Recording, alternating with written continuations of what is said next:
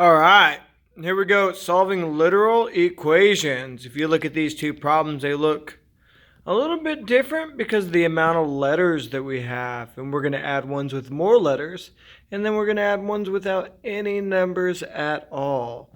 So the first one, it asks you to solve u equals 2x plus 4 for the letter x. And then we're going to skip over number 2, and number 3 asks you to solve g equals negative 3a divided by 2 for the letter A. All right. So for our first example,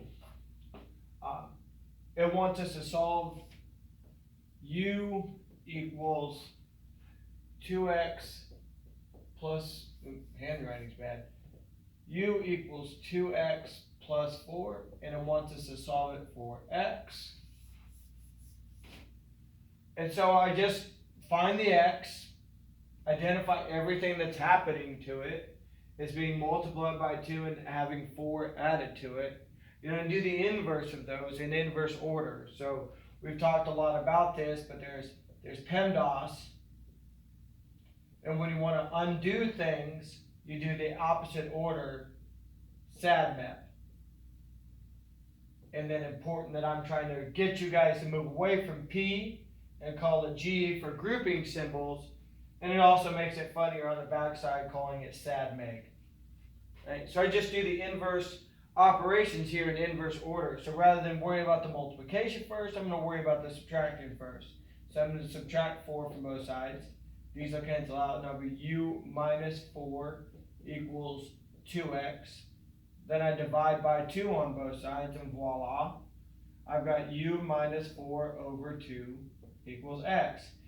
Remember, you can't reduce this because there's not a thing in common between all three. Only the 4 and 2 have something in common. You need the u to also have something in common. I'm going to get a quick look at the camera and make sure it's still working.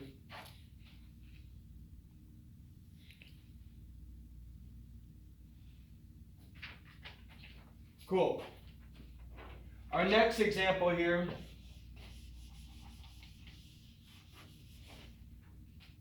is going to be g equals negative 3a over 2. Wants us to solve for a. And this is example number 3 in your guys' sheet. And so once again, I just find the letter it wants me to solve for. I identify what's being done to it. It's being multiplied by negative 3 and divided by 2. And I do the inverse order of those. There's a rule though when you're dividing, when you've got any sort of division, you always just multiply. So that way you don't have a denominator anymore, and it makes it all on one line. So we're going to go ahead, and the first thing we're going to do is multiply both sides by 2. So we're left with 2g equals negative 3a. And then we divide by negative 3. Cancels out. I'm left with negative 2g over 3 equals a. And I just put my negative up top because it looks better. There's my second example. And now on to my last example. I'm going to do number 6. Example number 6 doesn't have any numbers at all. We're looking at example number 6.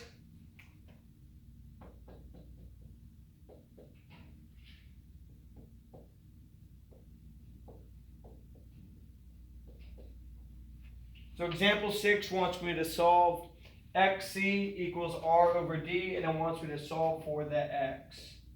So it seems simple. I should only have to do one thing here, right?